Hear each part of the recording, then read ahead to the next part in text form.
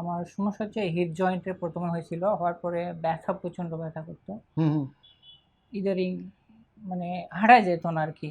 হুম। তারপরে আস্তে, আস্তে হাঁটুতেও সমস্যা হয়েছিল। তোর মনে আছে আপনি বাঁকা হয়ে গেছিলেন ব্যথায়? জি, এইরকম মানে হাঁটলে এভাবে। এভাবে হাঁটতেন, এখন একটু হাইটটা দেখেন তো, দি দর্শকরা এখন দেখো। আলহামদুলিল্লাহ অনেকটাই অনেকটা ভালো, জি, আলহামদুলিল্লাহ। আগে নিচে বসতে কষ্ট হইতো? জি, পারতেন? নিচে আগে বসতে পারতেন? কষ্ট হইতো, অনেক কষ্ট হইতো। এখন এখন বসে দেখেন তো, আলহামদুলিল্লাহ। এখন নিচে বসতে পারেন। হ্যাঁ, জি, আরেকবার বসেন তো। এই ওঠেন। বিসমিল্লাহির রহমানির রহিম। দর্শক, ডিপিআরসি থেকে আমি বাত ব্যথা, প্যারালাইসিস ও পঙ্গুত্ব বিশেষজ্ঞ মোহাম্মদ শফিউল্লাহ প্রধান।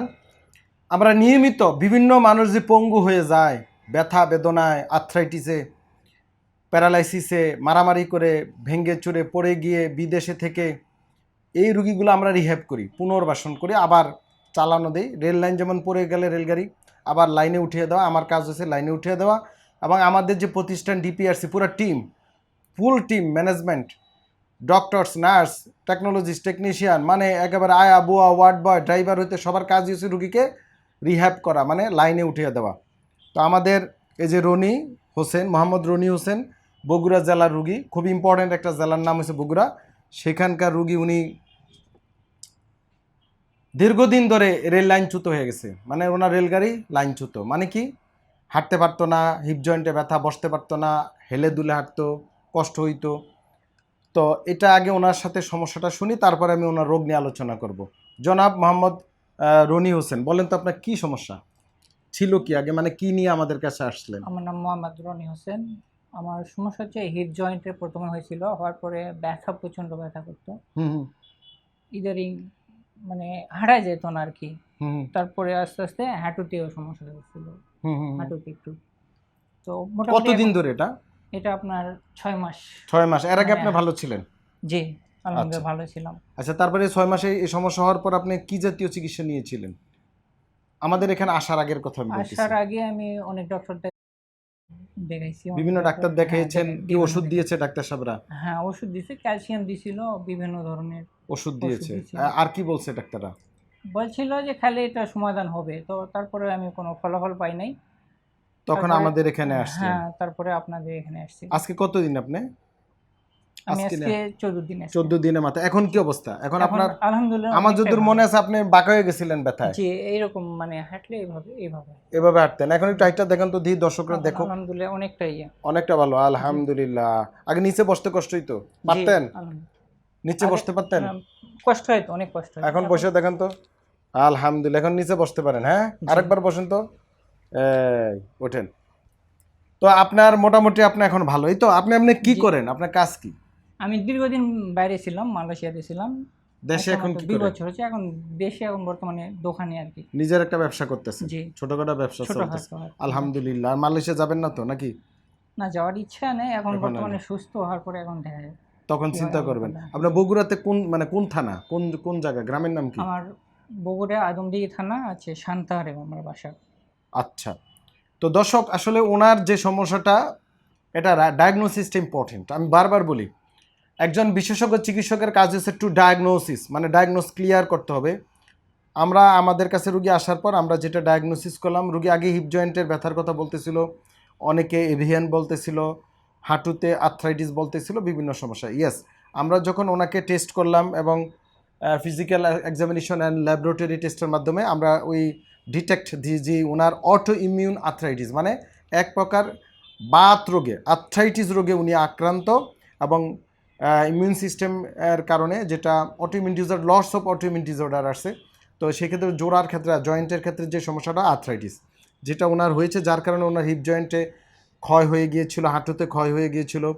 পাশাপাশি ওনার গাউট, ইউরিক অ্যাসিড বেশি ছিল শরীরে, গাউটি আর্থ্রাইটিস। আমার ইউটিউবে ইউরিক অ্যাসিড দিয়ে দেখবেন অনেক ভিডিও দেওয়া আছে, ইউটিউব ফেসবুকে 2 জায়গায় আছে।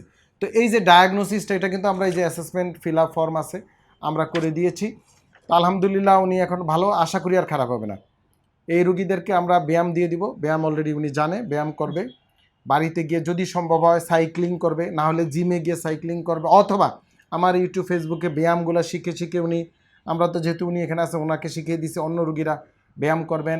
আমরা এখান থেকে কিছু ওষুধপত্র দিব, সেগুলো নিয়মিত খেতে হবে। এবং যখন গরমকাল আসবে, মানে এখন তো ফেব্রুয়ারি, জি মার্চ, এপ্রিল, মে, মে মার্চের পরই এপ্রিল মে থেকে যদি সম্ভব হয় সাঁতার কাটবেন।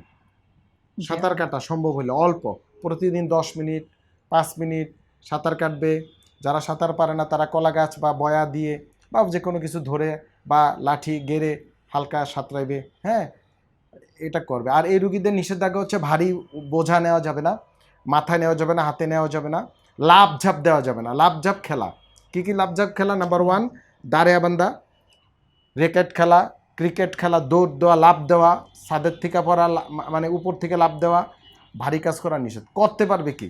হাঁটতে পারবে, হালকা জোরে হাঁটতে পারবে, সাইকেল চালাতে পারবে, সাইকেল। সাইকেল, সুইমিং, এগুলো এইসব রোগীর জন্য এক্সিলেন্ট ট্রিটমেন্ট।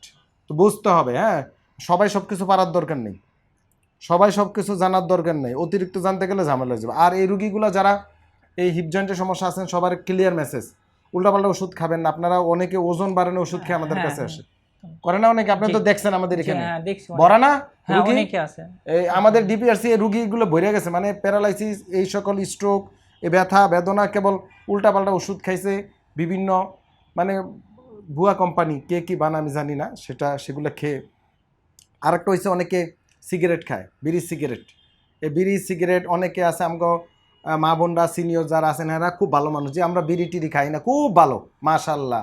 প্রতিদিন পানের সাথে এতগুলো জর্দা বা সাদা পাতা খায়, মানে বিড়ি তত ভালো পোড়ায়া খায়, আর ওনারা কিন্তু সাবায়া খায়। জি। কোনটা ভালো? চাবাই খাওয়াটা সাবায়াটা বেশি ভালো, রিস্ক হয়ে যায়। রিস্ক বেশি। হ্যাঁ, বেশি রিস্ক। খারাপ কোনোটাই ভালো না, হ্যাঁ, পোড়ায়া খাওয়া ভালো না, সাবেয়া খাওয়া ভালো না। এখন পান সুপারি সাদা জর্দা খায় কয়টা খুব ভালো, এটা কোনো খারাপ না, এটা ছেলে বেয়াদব না। আর বিড়ি খাওয়া বেয়াদব হয়ে যায়। তো এইখান থেকে আমাদের সচেতনতা আনতে হবে। মুরব্বীরা যারা আছেন আমার ভিডিওটা দেখছেন, বাবারা মারা, আপনারা দয়া কইরা এইসব পান সুপারি এগুলো টোটালি পান সুপারি বাদ দেন, এই বাজে অভ্যাস বাদ দেন, এগুলো বাজে অভ্যাস। অনেকে বলে নাকি দাঁতে ব্যথা হয়, কি আগডুম বাগডুম, তাহলে আমাদের দাঁতের ডাক্তাররা কি করবে? তাদের কাজ কি? পান সুপারি খেলে নাকি দাঁতের ব্যথা যায় গিয়ে? হ্যাঁ, অনেকে বলে এরকম। আশ্চর্য কথা, অনেকে গুল লাগায়। গুল লাগায়, মানে সব নেশা করে আর কি। হ্যাঁ, দাঁতের ব্যথার জন্য। তো যাই হোক, আমরা নেশার থেকে বের হয়ে আসতে হবে, ভালো নেশা করতে হবে, হাঁটতে হবে, জি। সুস্থ থাকতে হবে, নিয়মিত ঘুমাতে হবে, পর্যাপ্ত খাবার খেতে হবে। সবাই ভালো থাকবেন। আমাদের এই যে রনি সাহেবের জন্য দোয়া করবেন। আসসালামু আলাইকুম রহমতুল্লাহ বারকাত। ডিপিআরস লিমিটেড, আস্থা, বিশ্বাস ও নির্ভরতায় অবিচল।